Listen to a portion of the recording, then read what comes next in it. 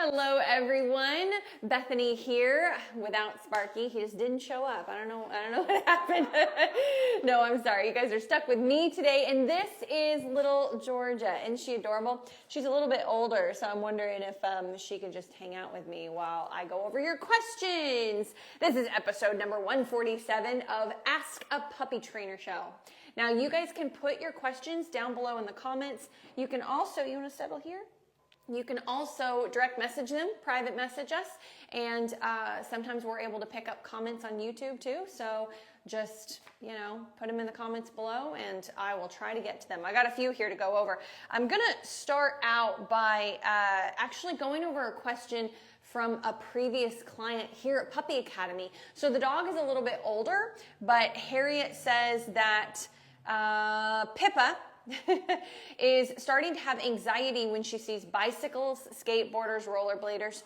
We tell her, just leave it and pull her to the side as best we can, which does work, but we would like to see if you have some different advice to help reduce her anxiety. Now, like I said, normally we don't do older dog questions, but this is a previous client, so we wanted to give a little bit of feedback. And also the feedback would be the same if the puppy was an older adolescent dog. So are you mouthing me? Are you a puppy? Yeah, maybe you are a puppy. I'm getting mouthed. She's 6 months. Oh, she seems older. Online school clients, if that makes a difference. Online school clients. Oh, okay, online school client. All right. So anyway, when it comes to trying to work on anything that has to do with anxiety, I know this is hard, and I know this isn't what everybody wants to hear because it's what every trainer says, and it's like, oh, well, you can't always do that. But it is true, which is distance. You cannot work on building a dog's tolerance when, you're right in the middle of it. And so it really is your job on the walk to be hyper aware of your surroundings and how your surroundings are affecting your puppy.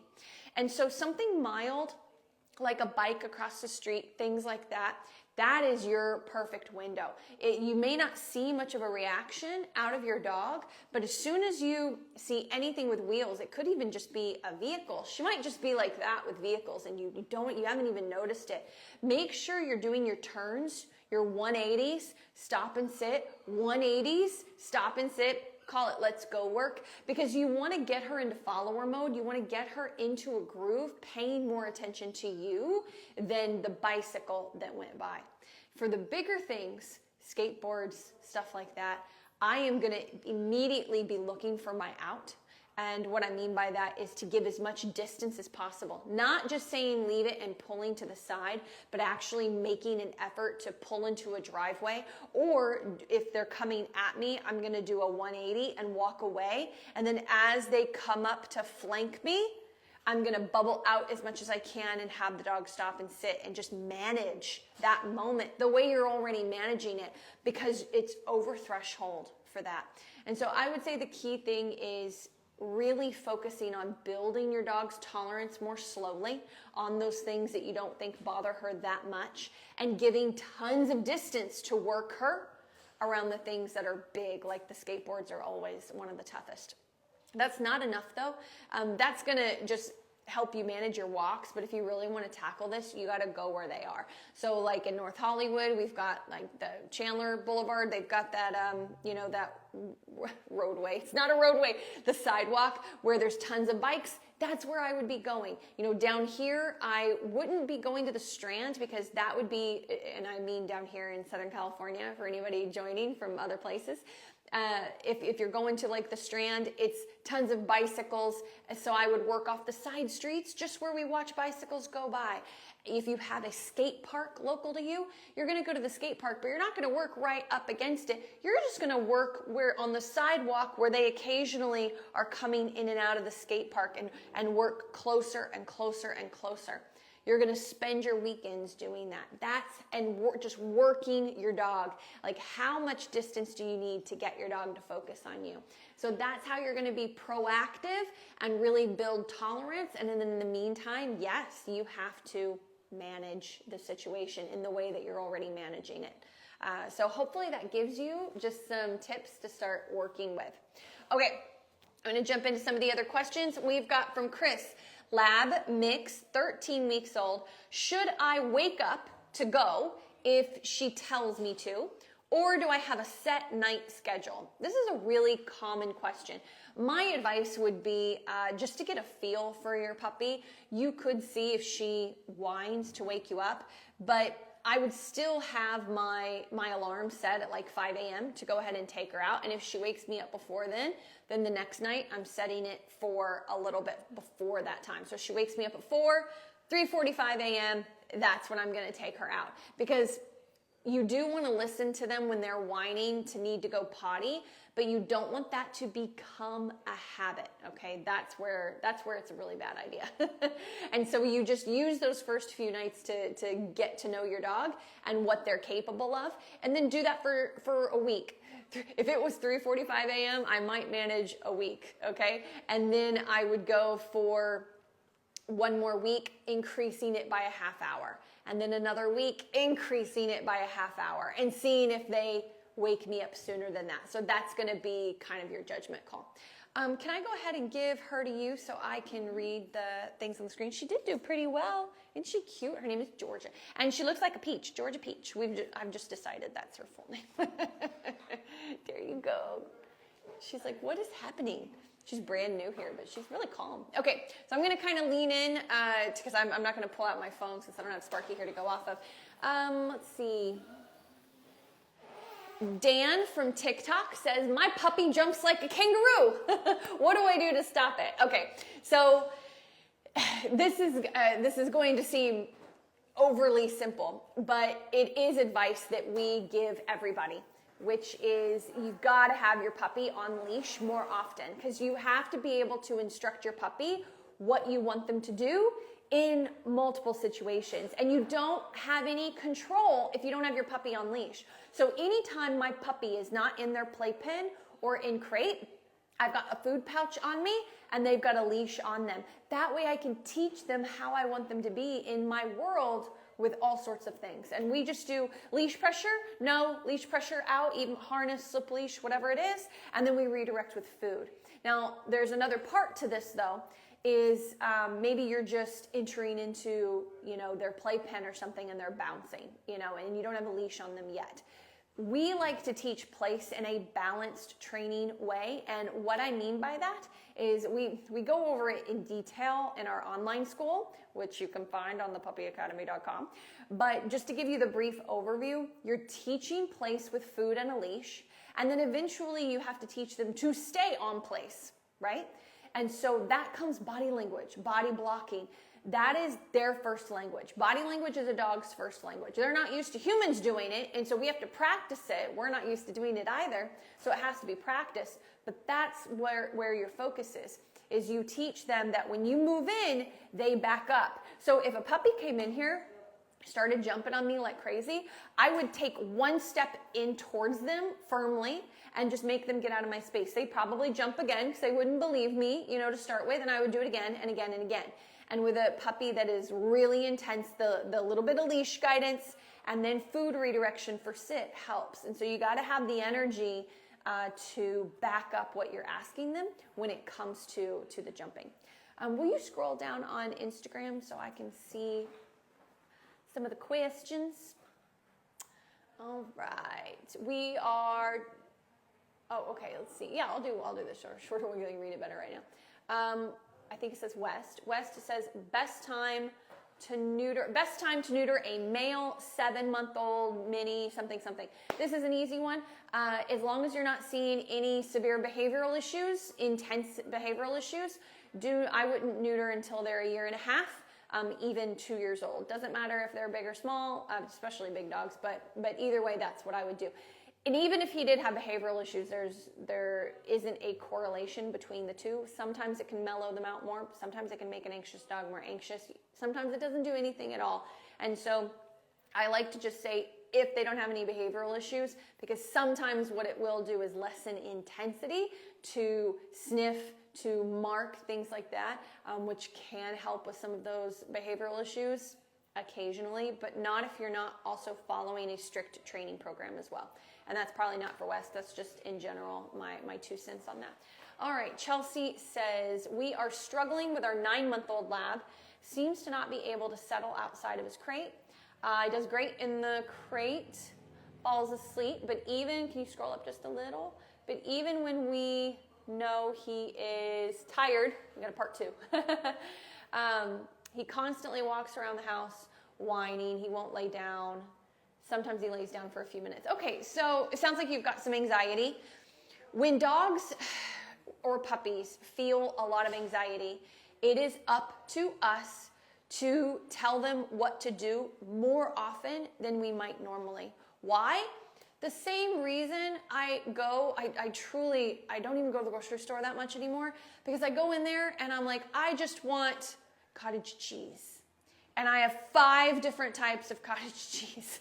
I just want ice cream. I have to try every brand of ice cream in chocolate to see which one there's too many options. It is stressful.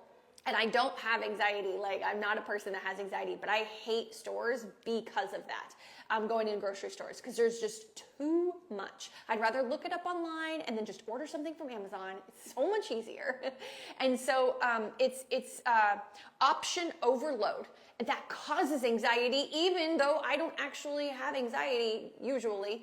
There's exceptions. We won't go into those as a person. But I'm saying that your dog has all these options. I could go here, I could go here, I can follow you to the bathroom. Oh, I heard a noise outside. There's too many options for your dog, and they're struggling to self-soothe, or they're just not able to self-soothe.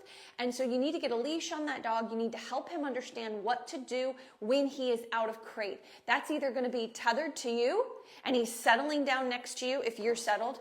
He's walking with you, if you're walking, not pulling. Because if he pulls, you have to work with him until he's with you, walking through the house, rather than wanting to pace and pull from point A to point B.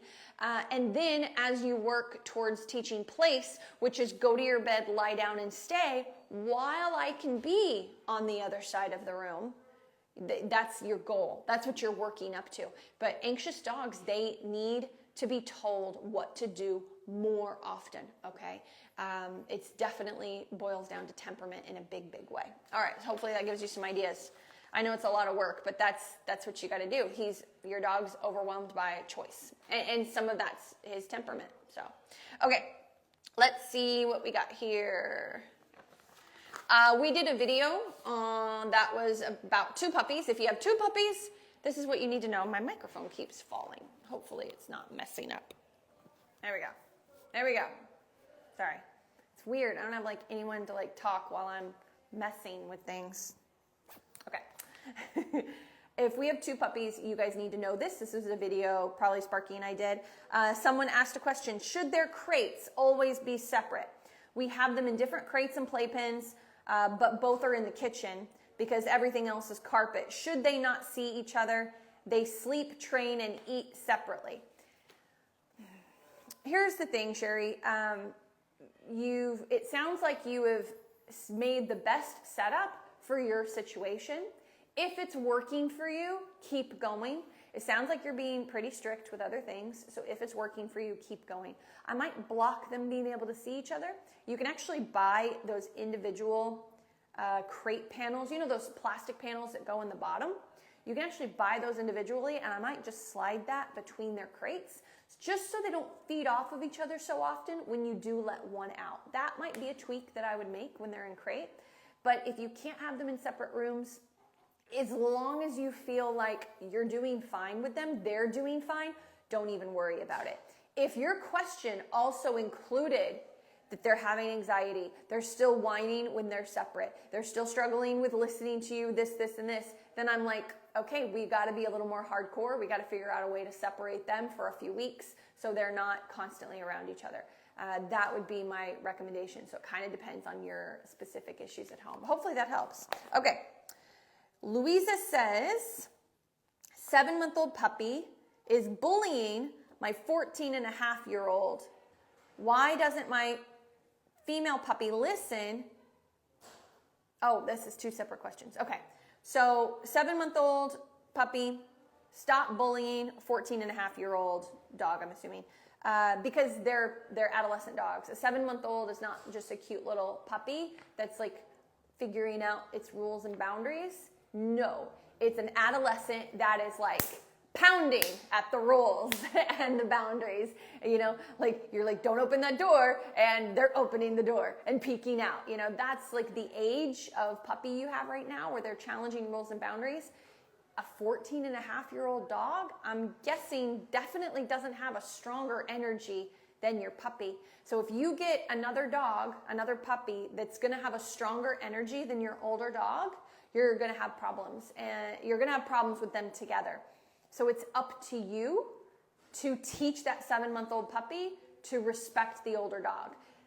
It doesn't say this, so Louisa, I'm sure your situation is fine, but there are so many instances. Well, it does say bullying, actually. Well, bullying can mean a lot of things. You might just mean, you know, pestering. But I've seen so many elderly dogs be so miserable. It's really not fair. Like, their quality of life goes down because a younger puppy is allowed to walk all over them, take their stuff, pestering them to play. And it's just not fair. It's really not fair to the older dog. And so I don't know if this is your situation, Louisa, if it's that bad, but really look at your older dog's state of mind and go in hard at, do you have a schedule for your 7-month-old? I mean, just to be totally honest, unless my 7-month-old is on leash and tethered to me, they are not out together. Freedom, they're not. It's not fair to the older dog. So the 7-month-old is on a leash with me if they're both out. If I want to just spend time with my 7-month-old, then the 14-and-a-half-year-old goes and hangs out in my bedroom for a few hours every day while I focus on the 7-month-old, you know? And honestly, just lots of training place, and being able to get a strong enough place command where you can back tie your puppy, which could happen anytime now. She's old enough for sure to be able to hang out there for an hour and watch your older dog just walk by, and it doesn't, you know, make him get up. You can totally do that. Just look up how to teach place, balanced dog training. Okay, let's see. Tracy, I've crate trained other dogs and potty trained. The problem I'm having with my new puppy, like with crate and potty time, my other dogs listened. Sorry, I'm trying to paraphrase this, but I'm having trouble. So I'm just going to read it straight. Kind of interfering or distracting the new puppy when doing all of those things. Any suggestions? Oh, the other dogs are. It's not like I can just have my other dogs not be around. Hopefully you understand what I mean. I do. I made a face because when I'm puppy training, when I'm bringing my puppy, like if I'm working with a puppy, if I get a new puppy, you know, the last time I had a puppy was a few years ago, but the other dogs do have to stay away because your puppy has not learned enough skills and impulse control to be able to listen to you with movement going on. It's not fair to your puppy. That's definitely not the answer you were looking for, I'm sure. I have more for you though. Don't worry. The new puppy potty training is going well. Still, when it strikes her inside though, during times she's out of the kennel, I'm probably giving a little too much freedom because she sees my other dogs and wants to be part of the gang. Well, yeah, they're social animals, so that's really natural. Yes, like you answered your own question on that. I would say that a new puppy, I don't know the age of the puppy, but typically if you've only had your puppy for anywhere between 2 and 6 weeks, if they're playing or moving around the house and they've had a few licks of water, every 10 to 15 minutes, if they're free roaming, they've got to go back out. Like that's why we don't really suggest a lot of free roaming. They've got to go back out for another pee chance. And my thing would be is, can't you have 2 separate ideas when it comes to the puppy in the house? The one idea is, yeah, your dogs need to stay in a down or go to place and stay back. And if they come up to you while you're gearing up the puppy, no. And you have to close the crate door, make them get back and wait. Like they have to stay out of your way and they can't be moving around. Otherwise you've got other issues. You're gonna have to put the puppy in a different room, something like that. But you can pull your puppy out and walk them outside. You don't want to do this every time, this next thing I'm about to say, but the other thing is half the time the whole gang can go outside, the whole gang. Now your puppy's going to be more focused on playing than pottying, but eventually That's why you don't do that every time. Eventually she'll learn, go outside, you're going potty, and she might try to play a little bit with the older dogs, but also pee. So I wouldn't do half and half personally. I would do like 70-30, 70 solo, focused, stopping at thresholds, on leash, out into the yard, like very structured. And then the 30%, everybody waits at the door, but everybody's off leash. And then I open the door and I'm like, let's go. And they all go out together. So it's more of a pack mentality. That would be my go-to. But there's, you just made the comment that, you can't just have your other dogs not be around, but you haven't trained your puppy to be able to handle that level of distractions.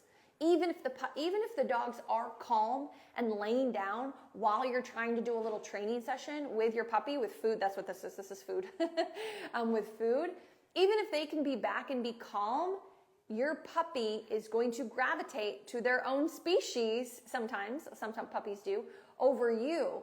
And so you just can't have them around. That's pretty normal. Any person who's trained multiple dogs, it's like that puppy has to have solo focus time, right?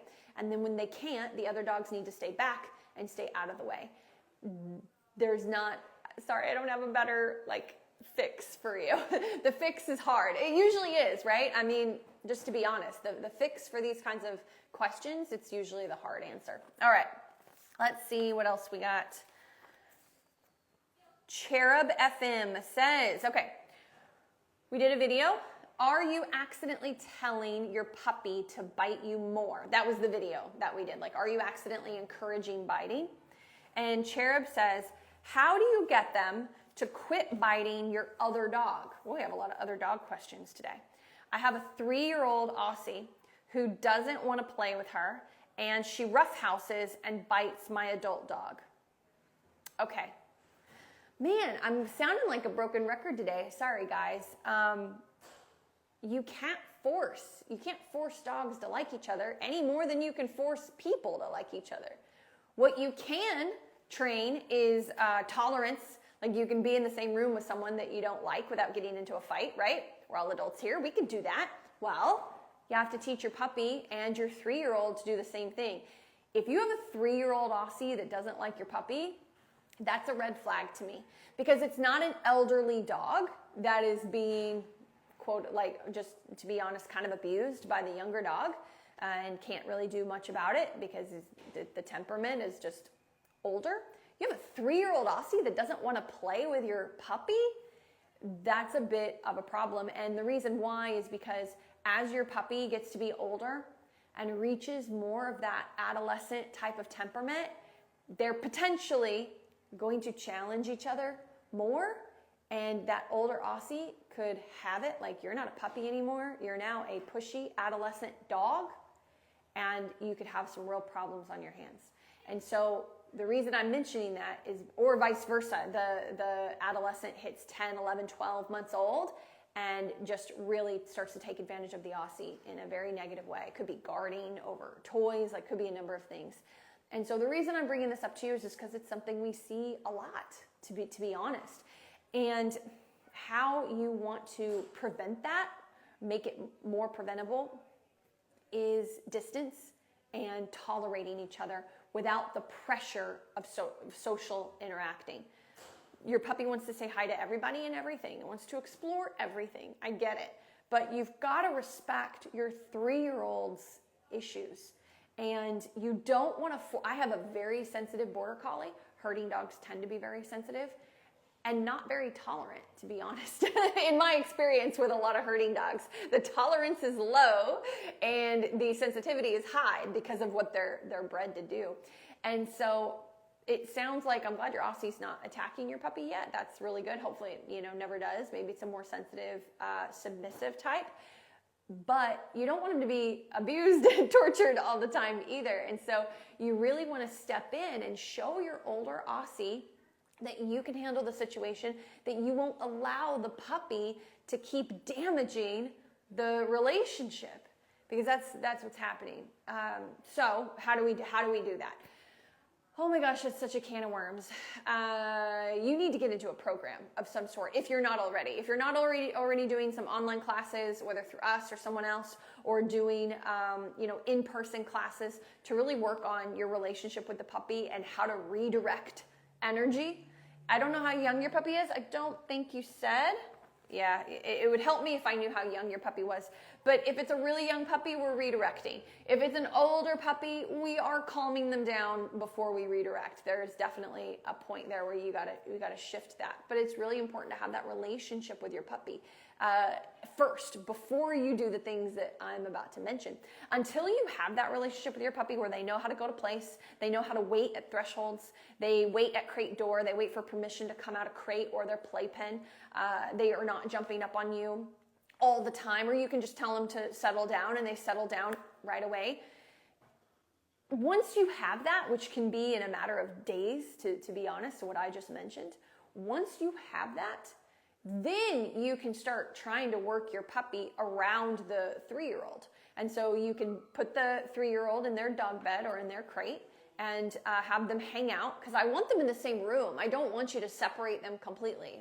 That's not the goal here. They will need some time separated every day, but you also want to work your puppy around your 3-year-old. So you got the 3-year-old back tied in place or in crate, and you're working with your puppy on a redirecting focus, on being the number one in the room while your 3-year-old is in the room. And then you need to switch. That puppy needs to go in their playpen or in a crate in the living room or something. I don't know what the setup you have for your dogs, while you play with your 3-year-old. And honestly, play is hard. Your puppy might not be able to handle play, but just maybe some calm leash work, or just petting your 3-year-old calmly while your puppy is hanging out in place. So this respect, this dynamic needs to happen, and it happens in so many ways. I've only just given you, scratched the surface of a few ways to do that. The main thing is you got to start advocating for your older dog as well as teaching your younger puppy.